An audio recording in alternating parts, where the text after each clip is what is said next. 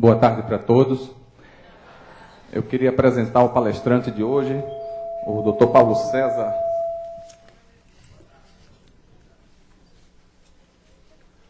O Dr. Paulo César, que é pesquisador do INPA.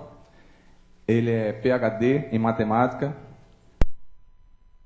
computação gráfica, e é um dos responsáveis pelo curso de aperfeiçoamento para professores de matemática de ensino médio. Então, o INPA não só trabalha em pesquisas de alto nível, mas também trabalha com níveis intermediários. Particularmente, eu tenho o privilégio de conhecê-lo e trabalhar na mesma instituição que ele. Professor, muito obrigado por ter aceito o meu convite em nome do INPA, porém, eu já sabia que a sua fabulosa dedicação ao ensino jamais seria rejeitada. O INPA e a SBM agradecem. João, muito obrigado. É um prazer estar aqui com vocês. É claro que eu dou todo o meu apoio à realização desses encontros. Esse é o segundo ano que nós organizamos, principalmente o Dion organiza essas atividades na Semana de Ciência e Tecnologia, que tem por objetivo aproximar vocês do estudo da matemática. Eu tenho certeza, não precisa nem vocês me dizerem isso, mas tenho certeza que boa parte de vocês acha a matemática uma matéria extremamente árida, né? Então, entre matemática e estudos sociais, normalmente as pessoas acham, não, a matemática é muito mais complicada, menos interessante. Então, uma das coisas que a gente procura fazer nessas sessões é mostrar a vocês que, na verdade, não é assim. Na verdade, a matemática ela está associada a várias das atividades humanas que dão mais prazer para a gente. Tá? E esse é o caso da música. Tá? Então, eu fiz aqui, só para servir como roteiro aqui para a gente, uma lista, tá, de algumas perguntas que eu não sei se já ocorreram a vocês. Então, a primeira coisa, por que certas combinações de sons soam melhor musicalmente do que outras? Então, é claro que todo mundo tem essa vivência, né? Você pode até não saber por quê, mas você sabe muito bem, por exemplo, que uma pessoa canta desafinado. Então, quando uma pessoa é desafinada ao cantar, a gente acha aquilo estranho. Tá? Por quê? Porque o que faz a gente achar que certos sons combinam bem e soam como música para a gente, enquanto outros sons, ao se combinarem, dão uma impressão esquisita e que a gente não associa como música? Essa é uma primeira pergunta. Outra pergunta, algum de vocês aí toca violão? Não vou pedir para vir tocar aqui não, pode ficar tranquilo.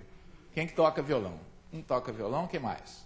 Então, quem não toca violão já deve ter observado, pelo menos todo mundo já observou um violão, experimentou com um violão, já viu um violão. Então, um violão ele possui 6 cordas, tá? E possui uns suportes ao longo aqui do braço do violão, que são chamados de trastes. Tá? E esses trastes, se vocês observarem bem, vão ver que eles não são dispostos de maneira regular. Eles começam mais afastados, depois vão se aproximando. Tá? Por quê? Por que um violão é construído desse modo? Tem uma lógica isso aqui? Que lógica é essa? Tá? Vocês vão ver que é uma lógica matemática. Tá? Isso aqui é matemática pura, a maneira como um instrumento como esses é construído. Uma outra pergunta de modo geral, como é que funcionam os instrumentos musicais? Quer dizer, quais são os princípios que fazem com que a gente seja capaz de produzir música? Tá? E uma outra pergunta é como é que o som... Então, as 3 primeiras perguntas aí têm a ver com a gente produzir música. Tá? Mas não sei se vocês já pararam para pensar que o mundo conheceu exímios compositores e instrumentistas cuja obra ficou completamente perdida no tempo. Né? Então, se você olhar um grande compositor, tá? e músico como Chopin, por exemplo, tá? Hoje em dia a gente não pode ouvir tá, o que ele deixou produzido. Por outro lado, tá, a obra dos Mamonas Assassinas, essa está gravada aqui, e durante os próximos séculos todo mundo vai poder ouvir sem problemas. Não sei se vocês já pararam para pensar que essa história da gente poder armazenar os sons, em particular armazenar a música, ela é relativamente recente. Tá? Começou há cerca de pouco mais aí de 100 anos atrás. Tá? Até o início do século XX, música era uma coisa que existia durante a execução e depois só ficava na memória das pessoas. Tá? Então, a pergunta é como é que funciona essa história, tá, de que hoje em dia a gente tem a maior facilidade para guardar, né, uma música para poder ouvir quando a gente quer. Tá? Seja através de um CD, seja através de um disco, seja através de um tocador de MP3. Tá? Todas essas tecnologias são muito parecidas. Tá? E como é que esse negócio funciona? Então, essa é a linha aqui do que eu pretendo aí fazer com vocês. Tá? Então, e essas perguntas eu não vou necessariamente responder aí na mesma ordem, porque elas estão todas interligadas. Tá? A gente vai, na verdade, falar dessas coisas meio misturado. A primeira coisa é que deixa eu primeiro dar um exemplo a vocês. O que eu quero dizer quando eu digo que certas combinações de sons, elas parecem mais agradáveis do que outras. Então, por exemplo, eu vou usar aqui o computador para gerar sons básicos. Tá? Então, esses 4 sons aqui,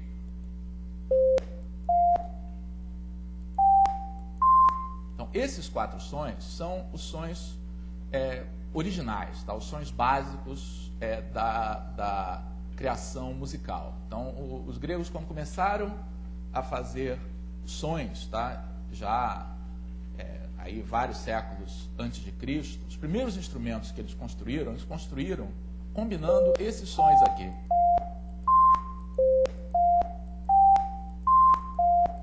Então, a música primitiva era uma combinação desses sons. Tá? E, de alguma maneira, eles acharam que esses sons combinavam melhor entre si, tá, do que sons como esses aqui. Ó. Percebem que dá uma sensação assim meio esquisita de desafinação? Então, quando você faz esses sons aqui, eles são harmônicos. Quando você faz esses aqui, dá uma ideia de que está alguma coisa desafinada. Tá? Então, o que tem esses sons aqui em comum que esses outros não têm? O que fazem esses sons soarem bem, tá, e os outros não soarem tão bem assim? Para responder a essa pergunta, tá, eu quero falar de 2 coisas. Primeiro, quais são... Vocês sabem produzir sons sem instrumentos musicais? Alguém tem alguma ideia de como é que você pode produzir um som de maneira improvisada? Quem que me dá alguma ideia assim de como é que você pode pegar objetos do dia a dia assim e produzir sons? Assoviar.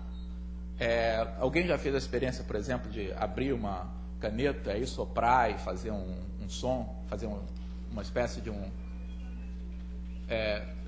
Vocês já perceberam que, dependendo, tá, do tamanho desse tubo que você utiliza para isso, varia o som?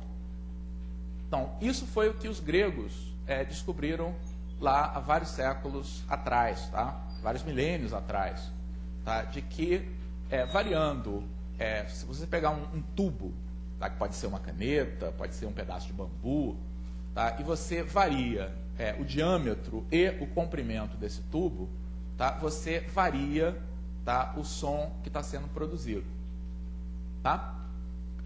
E fazendo experimentos aí com esses tubos, tá, eles então conseguiram produzir os primeiros instrumentos musicais, que eram aquelas flautas, né, formadas por vários tubos, cada um deles produzindo um som de um determinado tipo. A outra maneira bem primitiva de produzir som, é deste modo aqui, ó. Então, o que está acontecendo aqui?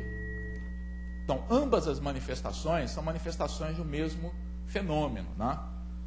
E que tem a ver com a maneira como a gente ouve os sons. Tá? Como é que a gente ouve os sons? Por que a gente ouve os sons? Pelo ouvido, ótimo. E como é que o ouvido funciona? O ouvido é um instrumento elétrico aqui que você tem para entender sons. Qual é a parte fundamental aqui que a gente tem? Qual é a peça fundamental que a gente tem no ouvido que permite que a gente escute os sons? Hein? O tímpano. O tímpano é uma espécie de uma membrana, tá, que vibra quando ele é alcançado pelas ondas sonoras, que nada mais são do que vibrações transmitidas pelo ar. Tá? Então, todo instrumento musical, de uma maneira ou de outra, ele funciona, tá, produzindo, tá, essas vibrações. Então, quando você sopra num tubo cilíndrico, o ar lá dentro vai vibrar e vai produzir um som.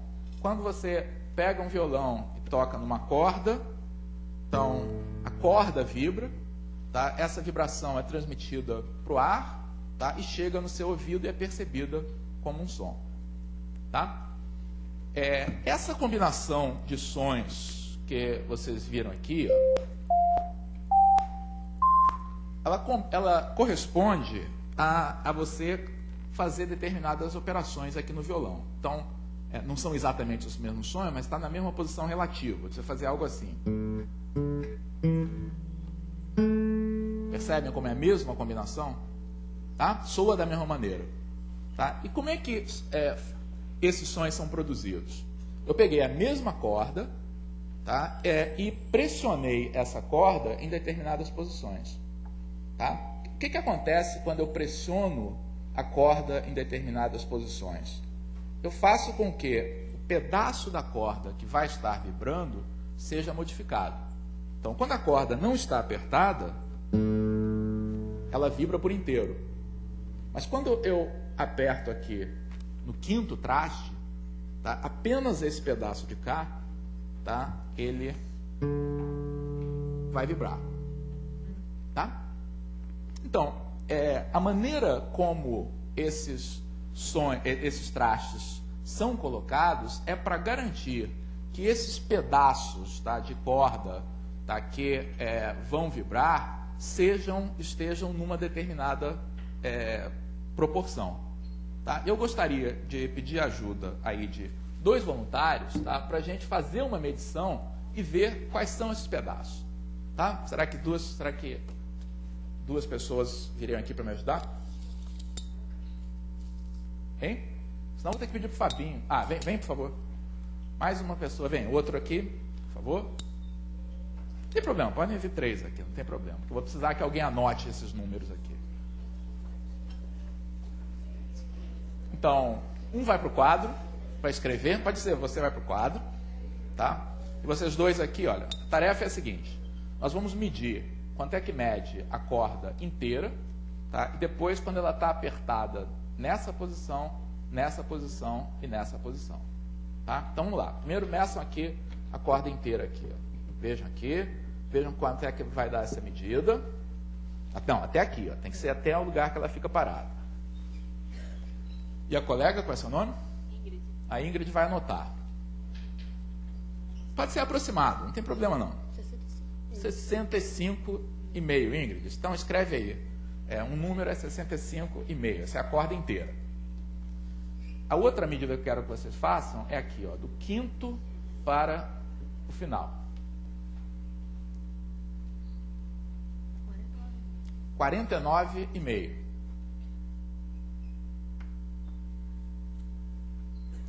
O outro é do 7º até o final. Aqui.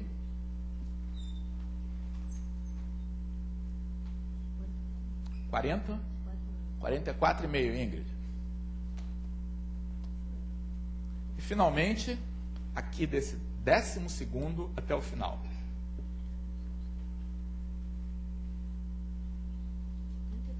33. Ótimo. Então, aqui a gente tem esses números. Obrigado aí a todos. Agora vamos pensar o que esses números aqui estão dizendo para a gente, né? Qual a relação que há entre esses tamanhos de corda? Então, o que vocês acham desses dois números aqui, ó, 33 e 65,5? É claro que eles mediram aproximadamente, não é um instrumento aqui de precisão, tá? É quase o dobro. Tá? Na verdade, é para ser exatamente o dobro. Tá?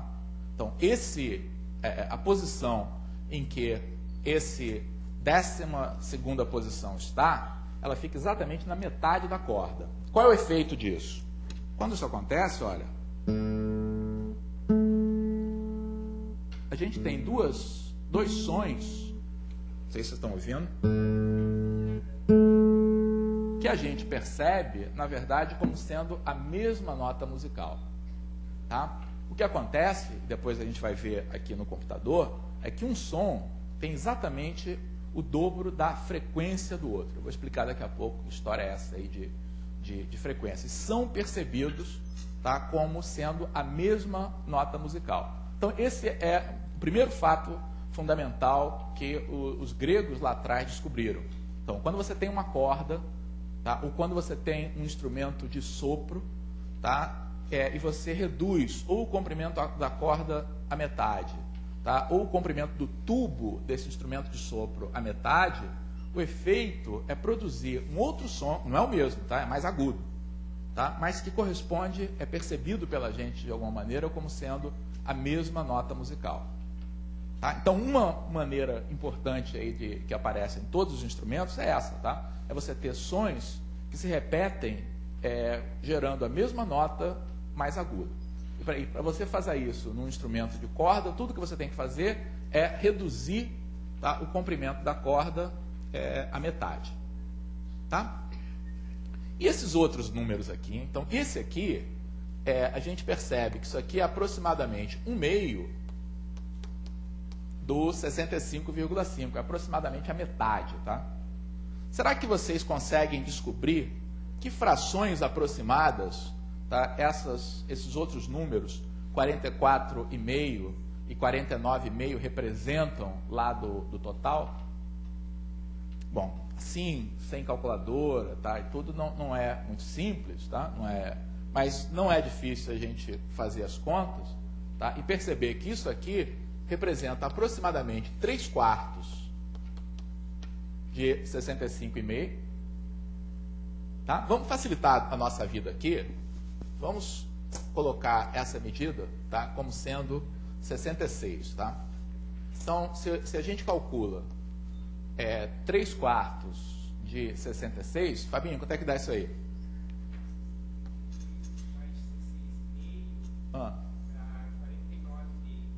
Dá exatamente 49,5. Tá? Então, essa fração da corda que gera esse som agradável, tá, corresponde a essa fração bonitinha, tá? 3/4. Da mesma maneira, o 44,5 vai corresponder aproximadamente 2/3 de 66. Tá? Realmente, o que é 2/3 de 66?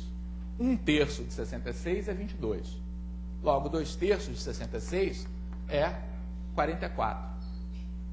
Tá? Então, o que os gregos descobriram, e que é a base, tá, para toda a música que a gente faz hoje em dia, é que para que determinados sons, tá, combinem uns com os outros do ponto de vista musical, tá, eles têm que ser gerados, se forem gerados com instrumento de corda, tá, variando o comprimento de tal maneira que os comprimentos sejam relacionados por frações simples. 2/3, 3/4, 8/9. Então, toda a escala musical, tá, está associada ao conceito de frações. E, na verdade, quando isso aí foi descoberto, as mesmas escolas filosóficas que estavam descobrindo a música estavam também fazendo descobertas matemáticas, porque os conceitos são matemáticos. Tá? O conceito é o conceito de frações que está presente aqui. Tá? Então, a maneira como esses trastes são colocados não é à toa, né? Não é porque alguém achou que fica mais bonitinho, fica mais separado aqui, mais juntinho aqui não. É para que no braço do violão a gente tenha essas frações simples aparecendo e possa então utilizar o instrumento para produzir música. Tá? Sabiam disso ou não?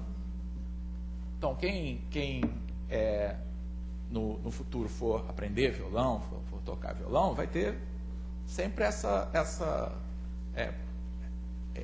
interessante a gente saber como é que esse instrumento aqui que a gente utiliza funciona. Tá? Deixa eu voltar lá à minha lista de perguntas aqui que eu tinha colocado. Então, a resposta é que certas combinações de sons soam melhor musicalmente do que outras, tá? É que elas são produzidas de tal maneira, tá, que o som que elas geram, tá, tem frequências. Daqui a pouco eu vou explicar ainda melhor o que essa história aí de frequência. E isso, para a gente produzir esses sons que combinam bem, tá, você deve pegar tubos ou cordas cujos comprimentos estejam entre si como certas frações bem simples, tá? 2/3, 3/4, 1/2, tá? Eu falei desses dois modos de produzir som, tá? E basicamente essa é a maneira como os instrumentos musicais, de um modo geral, funcionam, tá? Mesmo hoje em dia, tá, a gente pode classificar qualquer instrumento musical, tá, numa dessas 4 categorias aqui, tá? Ou ele funciona através de cordas que vibram, tá? Ou ele funciona através de tubos de ar que vibram e produzem um som, tá? Ou são instrumentos percussivos. Então, instrumentos percussivos são instrumentos de você bater, tá? Em geral, isso funciona através de uma membrana que vibra ou algo semelhante, e normalmente não são, com algumas exceções, não são instrumentos melódicos, tá? Instrumentos percussivos, em geral, têm o objetivo de produzir o ritmo e não a melodia. E é claro que, hoje em dia, a gente tem os instrumentos eletrônicos. Então, por exemplo, aquele som que eu gerei aqui, fazendo os sons básicos aqui da escala, não é nenhum desses tipos, porque ele gera o som diretamente por um meio eletrônico. Então, se eu perguntar para vocês e falar alguns instrumentos, vocês conseguem aí classificar como sendo nenhum desses tipos? Vamos lá, violão, instrumento de quê? Flauta. Clarineta. Violino. Piano. Sabia que ia pegar vocês. Piano é um instrumento de corda. Eu tenho um desenho, eu procurei uma fotografia de um piano, mas não consegui encontrar uma muito boa. Mas vocês têm um piano aberto aqui, tá? Lá dentro do piano, tá, o que você tem atrás de cada tecla são cordas, tá? Como essas aqui do violão. Quando você aperta uma tecla do piano, tem um martelinho, uma espécie de martelinho, que vai lá e faz com que essa corda vibre. Tá? Então, o piano é um instrumento de corda. Tá? Órgão de igreja. Sopro. Muito bem. Um órgão de igreja, desses aqui característicos, tá? É como se fosse um conjunto de flautas, tá? Então, você tem diversos tubos. Olha lá os tubos com tamanhos variáveis, tá? Então, o fato dos tubos terem tamanhos variáveis é que faz com que cada tubo emita uma nota musical diferente. Então, ele é um instrumento de sopro. Só que o sopro não é produzido pela boca, tá? Então, como é que funciona um órgão desses normalmente? Tem uma máquina lá, uma espécie de um ventilador, tá, que está lá soprando o tempo todo. Aí, quando você aperta a tecla, aquele sopro mecânico, tá? Ele é permitido que ele entre aí nos tubos e gera um som. Então, os dois, tá? Tanto o piano quanto o órgão, são tocados basicamente pela mesma técnica. Tá? As teclas são colocadas na mesma posição, mas o princípio de funcionamento é radicalmente diferente. No piano, tem uma cordinha lá que vibra. Tá? No órgão tem um tubo, tá? Que é cheio de ar, tá? E vibra. Mais um, acordeon. Acordeon, sopro. Mesma coisa, também tem tecla, tá? Mas o princípio de funcionamento é o sopro. Mais uma vez, o sopro não vem da boca, o sopro vem lá dos folhos da sanfona lá, que fazem com que o ar vibre, tá? E produza os diversos sons. Tá? Deixa eu voltar agora àquela questão, aquela última pergunta aqui que eu tinha feito. Como é que o som é armazenado nos CDs? Tá? Porque, na verdade, isso vai permitir que a gente entenda um pouco melhor essa história que eu falei a respeito da frequência, tá, dos sons. O pessoal que chegou agora tem lugar espalhado por aqui, tá?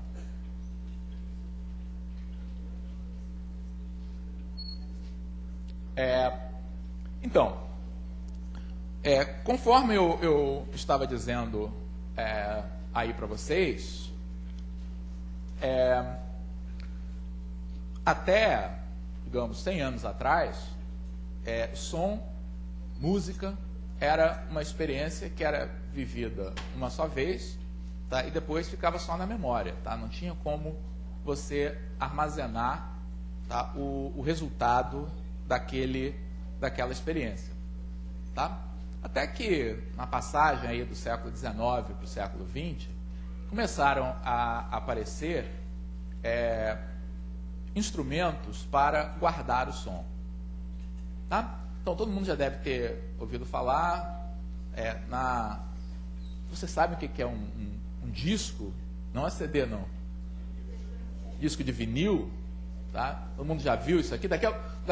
Os filhos de vocês não vão saber mais o que é isso. Né? Os filhos de vocês só vão conhecer discos de vinil no museu. Tá? Essa é uma tecnologia que certamente vai desaparecer aí nos próximos anos. Mas vocês, eu acho que pelo menos muitos de vocês, tá, ainda travam contato, os pais de vocês talvez tenham ainda alguns discos, talvez tenham algum aparelho que toque esses discos.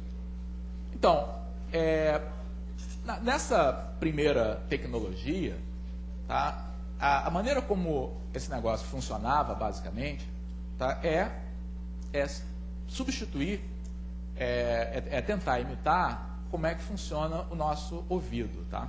Então, como é que o nosso ouvido funciona? Aquilo que eu falei, vibração faz com que o tímpano vibre. Aí, esse movimento do tímpano, ele é transmitido a uns ossinhos que a gente tem dentro do ouvido, tá? E isso, então, ele vai impressionar determinados nervos, tá? E isso faz com que a gente perceba o som. Então, qual foi a ideia que foi sendo aperfeiçoada para gravar som? Você substituir o tímpano que a gente tem no ouvido por uma membrana, tá? Que fosse capaz de vibrar quando o som viesse. E aí fazer com que essa membrana, ao vibrar, fizesse com que uma agulha, tá, fizesse um sulco num disco de cera que estava rodando. Tá? Então, se vocês olharem um disco de vinil assim, bem de perto, vocês vão ver que na superfície dele, tá, tem uns sulcos que correspondem exatamente à gravação dessa sequência das vibrações que são percebidas pelo instrumento que está captando o som. Tá? Hoje em dia, essa tecnologia, que é basicamente a mesma, ela foi substituída a única substituição séria que ela teve é que, em vez desse processo gravar mecanicamente, né, essas variações, ou seja, fazendo um buraquinho numa massa de cera, ele é gravado eletricamente. Tá? E hoje em dia, a gente, com auxílio, por exemplo, de um computador, a gente pode fazer esse processo, tá, com uma vantagem adicional de que é muito fácil, quando você tem o computador, você olhar para esse som, tá, entender quais são as propriedades aí desse som, tá, e modificar esse som. Tá? E é isso que eu vou querer fazer agora aqui com vocês.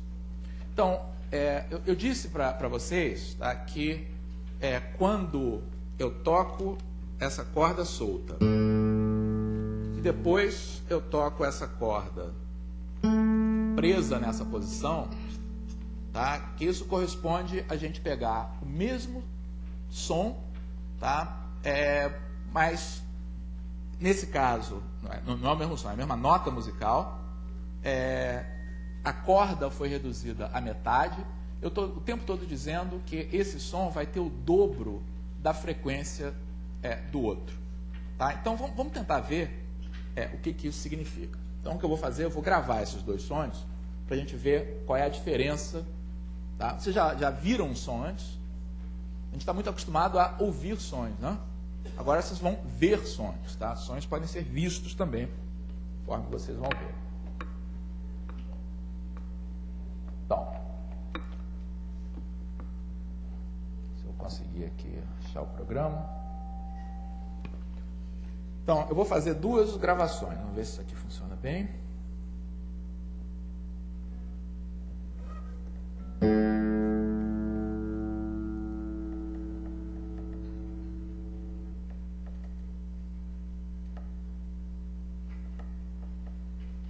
Agora eu vou gravar outra vez esse som apertado nessa posição.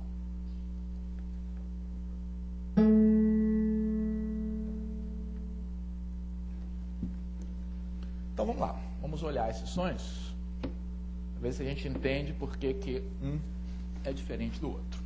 Então vou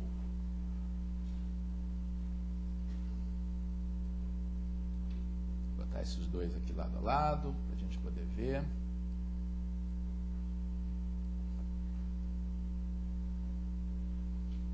Não, antes de mais nada, só para mostrar para vocês que realmente ele gravou, tá? Eu posso agora...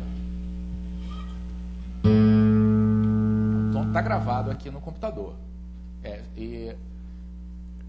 O que é essa figura que vocês estão vendo aqui? Essa figura está descrevendo como é que se dá, tá, a vibração, tá, do alto-falante, por exemplo, que está produzindo esse som, à medida que ele avança. Então, no início, quase não tem vibração. Porque no início, tudo que a gente está ouvindo é um ruído, tá? Aí tem o som mais alto, na hora que eu toco a corda ele está alto, e depois ele vai diminuindo a intensidade à medida que o som morre, tá? De baixo a mesma coisa.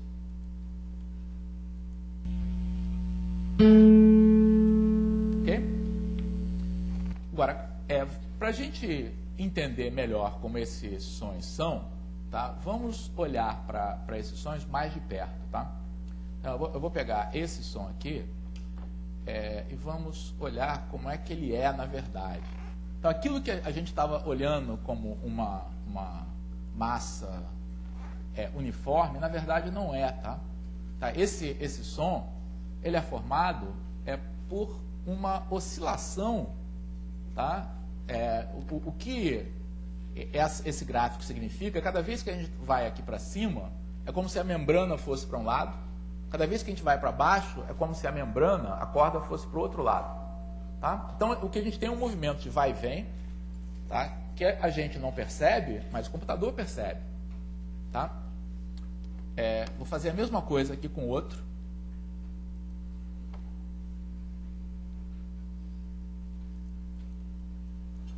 E vou procurar colocar esses dois sons aqui na mesma escala. Vamos ver se eu consigo fazer isso. Tá, agora eles estão na mesma escala. O que eu quero dizer na mesma escala? Notem que esse pedacinho aqui vai de 3,5 segundos a 3,6 segundos. Tá? Então esse pedaço aqui corresponde a 1/10 de segundo. Tá? Aqui embaixo é a mesma coisa. Tá? Vai de 2,20 até 2,30. 1/10 de segundo. Então olha só qual é a característica dos dois sons. Nesse aqui, essas vibrações, tá, são em número muito menor nesse mesmo intervalo de tempo do que no de baixo. Percebem isso? O de baixo está vibrando muito mais rápido. Tá? Essa vibração muito mais rápida é que nos dá a noção, tá, do som ser mais agudo. Outra coisa, vamos contar aqui, tá? Nesse intervalo aqui de 1/10 de segundo, vamos contar quantas vezes ele está vibrando. Me ajuda aqui, ó. 1, 2, 3, 4, 5, 6, 7, 8, 9, 10, 11, 12, 13... Não, passei. 12. Está aqui o... Então, se eu contei direito, esse aqui tá vibrando aproximadamente 12 vezes, tá? Nesse 10º de segundo. Vou tentar contar nesse outro aqui. Eu vou aumentar a escala, mas a gente sabe que tem que ir de 2,20 até 2,30, tá? Então, no mesmo intervalo de tempo, pode ser de 2,25 a 2,35, mesma coisa. Vamos contar quantos são. Vou até selecionar assim, porque fica mais fácil aqui da gente ver. Ó, intervalo também tem 1/10 de segundo. Vamos ver quantas vezes ele está vibrando. 1, 2, 3, 4, 5, 6, 7, 8, 9, 10, 11, 12, 13, 14, 15, 16, 17, 18, 19, 20, 21, 22, 23. Então, um foi 12, contei 12 ali, contei 23 aqui. Qual é a relação? Aproximadamente o dobro. Tá? Então, essa história que eu falei, de que quando você aperta a corda, reduzindo a metade do comprimento, você está dobrando a frequência, agora a gente está vendo o que isso representa. Tá? Dobrar a frequência significa que no mesmo intervalo de tempo, você está fazendo o dobro do número de oscilações que a outra corda estava. É isso que faz com que a gente perceba que o som seja o mesmo, tá? Apenas uma oitava, como a gente diz acima. Então, um CD, tá? Um CD, o que ele faz nada mais é do que guardar esses numerozinhos que estão aqui nessa minha gravação de som. Então, um CD nada mais é um arquivo, tá? Que grava esse tipo de informação que a gente acabou de captar aqui nesse nosso exemplo. Tá? Então, no CD você grava através de um microfone essas oscilações. Tá? Essas oscilações, então, se traduzem, tá, em números que fazem com que a gente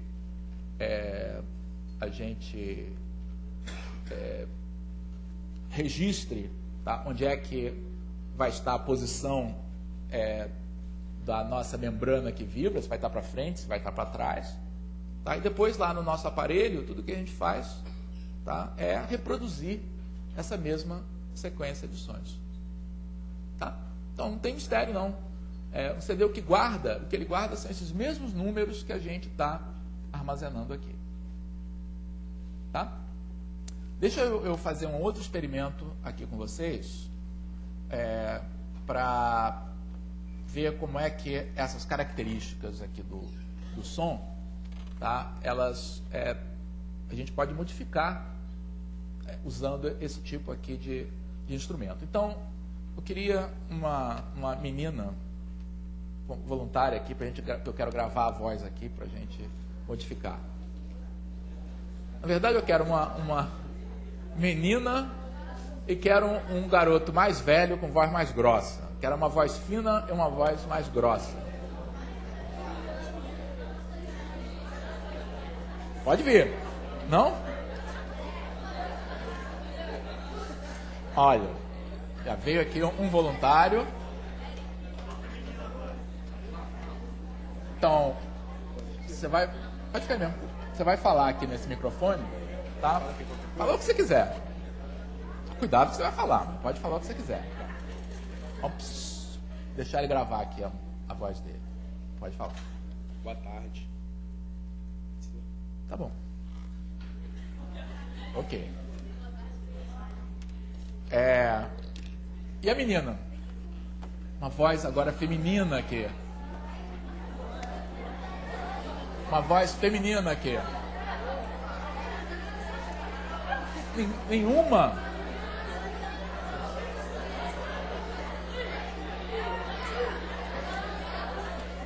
Assim eu vou ter que pedir a ajuda da Ingrid de novo. Ótimo.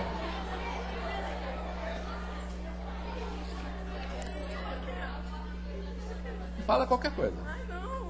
Ah, não pode ser também. Ele falou boa tarde, fala a mesma coisa. Boa tarde, tudo bem? Boa tarde. Ótimo.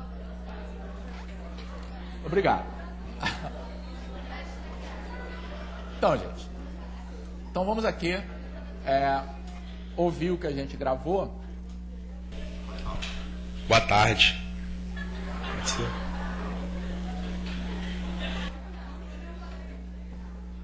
Tudo bem. Tá. Boa tarde. Então, nós ouvimos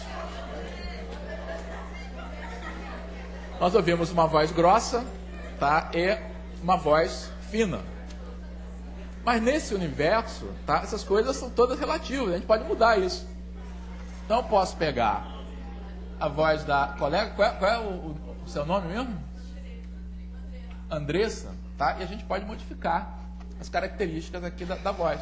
Quer dizer, o que eu tenho que fazer, por exemplo, se eu quiser tornar a voz da Andressa, tá, mais grave? O que eu tenho que fazer? Falar nisso, vocês sabem por que os homens têm voz mais grossa que as mulheres? A partir da aula de hoje? O que vocês acham? Como é que a gente produz o som da nossa voz, hein? Cordas, né? Cordas vocais.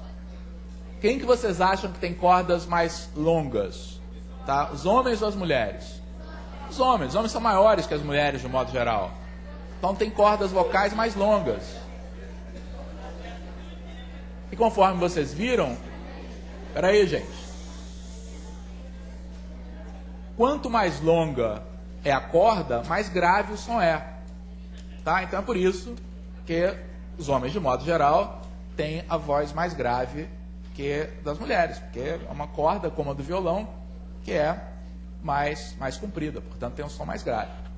Tá? Então, se eu quiser pegar aqui a voz da Andressa, tá, e torná-la mais grave, tudo que eu tenho que fazer é fazer com que as cordas vocais dela passem a vibrar mais lentamente. Então, se eu pegar esses mesmos sons, tá, e espalhar esses sons no tempo, tá, eu vou conseguir fazer isso. Tá? Então, vou fazer isso aqui. Vou alterar, tá, a velocidade.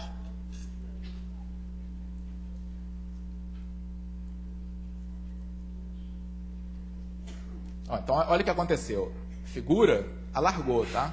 Então, o que eu fiz? Eu peguei as vibrações aí da voz da Andressa e espalhei essas vibrações num tempo maior. Então, o que vai acontecer? Vejamos. Tudo bem. Tá. Boa tarde. Então, ela passou a falar um pouco mais grosso. Se a gente quiser, engrossa mais.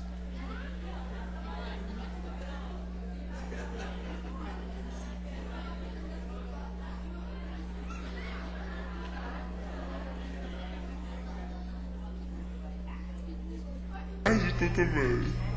Boa tarde.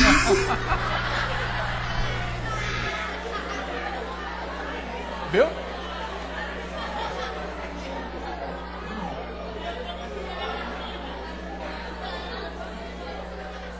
E agora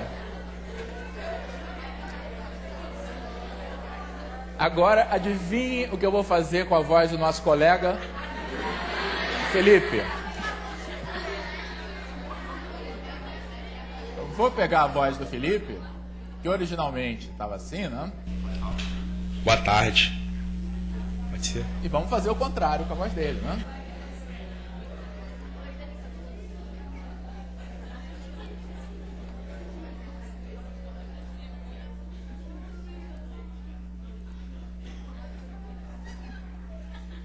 Ó, espremeu.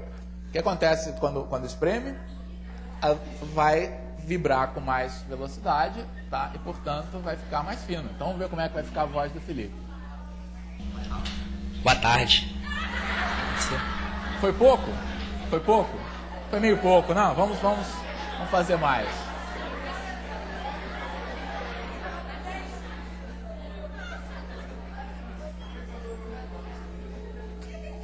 Ah, agora afinou bem.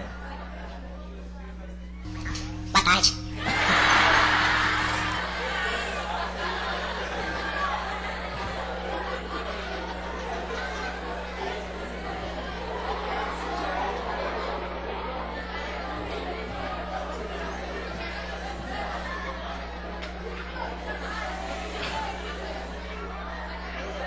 Então, gente,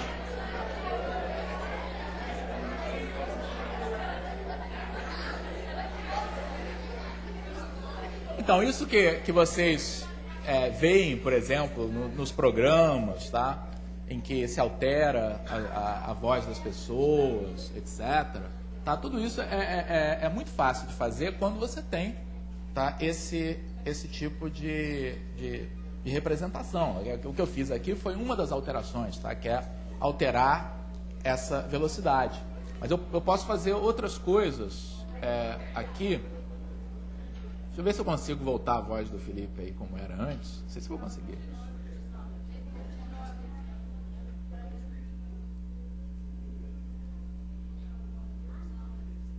Não vou conseguir, só se eu gravar de novo aqui. Então eu vou fazer com a minha voz aqui. Claro que eu não vou fazer essas coisas com a minha voz, né? Então eu vou gravar um boa tarde também aqui. Boa tarde. E aí, a gente pode só dar um exemplo de uma outra alteração. A gente pode, por exemplo, colocar um eco aqui na voz, né? Como é que a gente coloca esse eco? Determina qual é o tempo aqui que você queira, tá? Tudo que esse procedimento faz é gerar uma cópia dessas oscilações um pouquinho atrasadas no tempo, né? Boa tarde, boa tarde, boa tarde, boa tarde. Tá? Então, enfim, a partir do momento, tá, em que você tenha à disposição, tá, essa possibilidade de registrar numericamente o som, tá, você pode fazer uma série de processamentos aí nesse som. E isso é parte aí da maneira como que permite hoje em dia você poder guardar um número enorme de músicas em espaços cada vez mais reduzidos, né? Explorando propriedades aí matemáticas desse som que vai ser gravado, tá?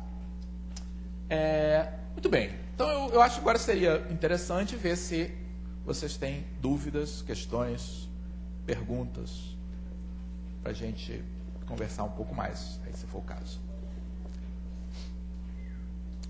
Dúvidas? Perguntas? Pergunta lá? João, tem uma pergunta lá atrás dos nossos colaboradores. Trabalhar no IMPA não é fácil, não.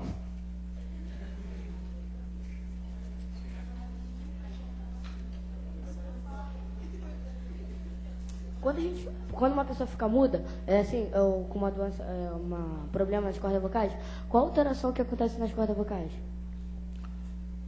Boa pergunta. Perguntou o que acontece quando uma pessoa é muda, qual é a alteração nas cordas vocais. Obviamente eu não sou um especialista nisso, mas o que eu sei sobre o caso é que a maior parte das pessoas que é muda porque é surda, na verdade. Então a pessoa não escuta os sons e aí não aprende a imitar esses sons. Então, a maior parte das pessoas que tem problema para falar não é porque tem problema nas cordas vocais, tem problema na audição. Tá? E aí, ao não ouvir, tem dificuldades. É claro, tenho certeza que vários de vocês já ouviram pessoas que são surdas falando. Tá? Essas pessoas conseguem aprender a falar justamente percebendo, em geral, a vibração dos objetos. Tá? Elas escutam, não através dos ouvidos, mas através do corpo inteiro.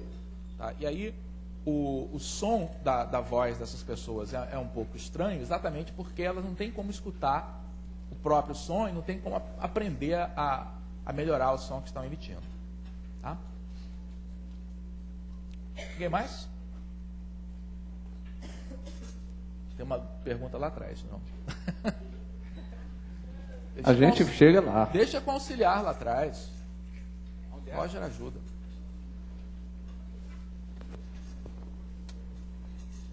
Questão da perícia, quando é feita a perícia sobre uma gravação, tem como se identificar se é realmente da pessoa por esse sistema ou não? Também eu não sou especialista nisso, Mas eu imagino que o que se faça nesse tipo de perícia é verificar se na sequência de oscilações que são percebidas aqui, tá, se percebem certas descontinuidades, tá, que sugiram que houve uma edição na gravação. Então, se tem uma gravação que foi feita de uma vez só, que não foi feita com cortes, etc., você deve ter uma certa continuidade natural desse som. Então, quando você analisa e descobre, às vezes não está audível com o ouvido a gente não consegue perceber. Mas se você conseguir analisar e perceber que houve uma certa descontinuidade, isso pode indicar que aquele som foi tratado, que você omitiu, por exemplo, partes da conversa, ou inseriu, tá, alguma coisa depois. Imagino que essas sejam as ferramentas utilizadas. Alguém mais?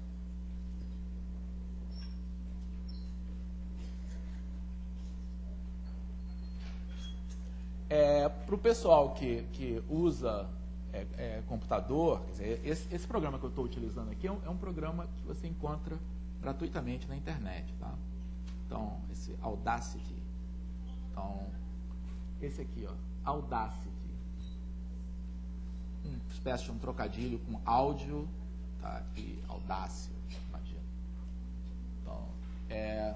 Então, esse programa que é gratuito faz tudo isso, grava os sons, afina as vozes, engrossa as vozes. Podia ter feito outra, podia misturar as vozes, né? Podia ter feito aqui. Depois a gente faz aqui. Dá para fazer as brincadeiras aí que a gente quiser a partir desses sons.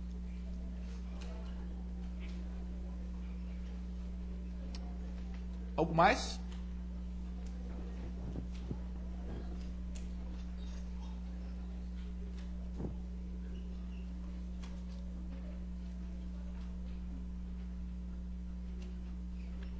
Não?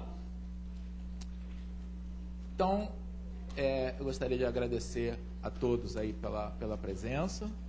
Eu espero que tenha sido proveitoso do ponto de vista de compreensão aqui desses fenômenos, tá? E que tenha sido divertido aí para vocês também. Tá bom? Para mim foi. Obrigado aí a todos.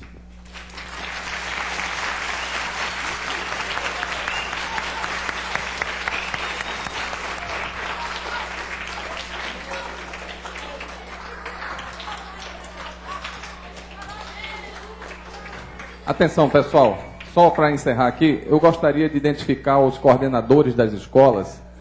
Por favor, poderia dar uma chegada aqui embaixo? Os coordenadores das escolas.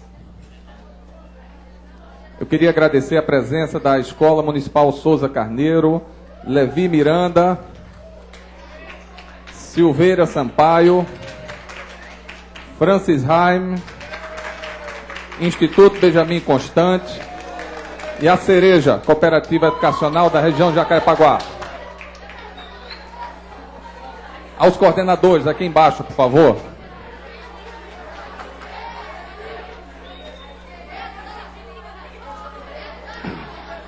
Eu queria entregar a todos vocês um cartaz de divulgação de todas as instituições de pesquisa do governo federal, para que vocês possam ter conhecimento do que é que elas fazem, ok? Só um minutinho, deixa eu pegar aqui.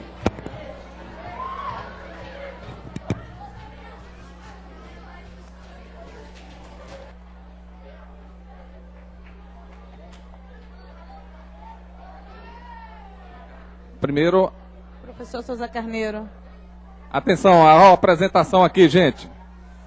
Professora Luciane, da Escola Municipal, professor Souza Carneiro. Muito obrigado pela presença. Obrigado, hein? Professor Larosa, Escola Francis Haim.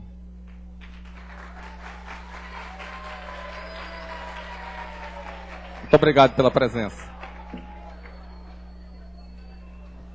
Professora Regina Célia, da Escola Francis Haim. Professor Luiz Felipe, da Silveira Sampaio. Obrigado pela presença.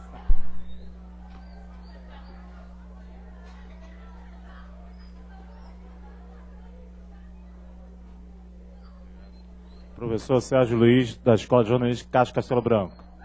Obrigado pela presença.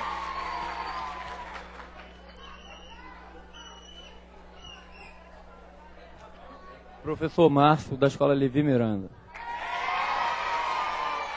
Muito obrigado pela presença.